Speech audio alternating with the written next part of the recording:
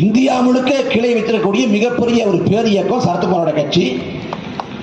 அந்த கட்சி போன முறை கமலஹாசனோட போட்டிட்டப்ப 40 தொகுதியை கொடுத்துட்டாங்க. ஐயா கமலஹாசன் தாராள மனப்பான்மையோட இவ்வளவு இடத்துக்கு நான் எங்க போவேன், 2 நீயே வச்சு திரும்ப கொடுத்துட்ட. இந்த கூத்து அந்த சரத்குமார் போய் இன்னைக்கு பாஜகவோட கட்சியை நினைச்சான்னு சொல்ல முடியாது. ராதிகாவும் சரத்குமார் நினைச்சிட்டாங்க. ஆனா சொல்றான் பாஜக தமிழ்நாட்டில் வளர்ந்து கொண்டிருக்கிறது. எங்கடா வளருது? அதுவும் அமித்ஷா சொல்றாரு பாஜகவுக்கு கூட்டணி கதவுகள் திறந்தே இருக்கிறது. அண்ணாமலை ஒரு மணி மேல போய் கதவு மட்டும் இல்ல, நாங்க ஜன்னலை கூட திறந்து வச்சிருக்கோம். வாச வழியா சொந்தக்கார வருவான், உறவுக்கார வருவான், நண்பன் வருவான்டா. ஜன்னல் வழியா யாரா வருவா, திருட்டு போயிருவான்டா. நீ ஜன்னல்ல மேற்கூரையே திறந்து வச்சாலும் சரி, தமிழ்நாட்டில் பாஜக வெல்ல ஒரு நாள் வெல்லாது.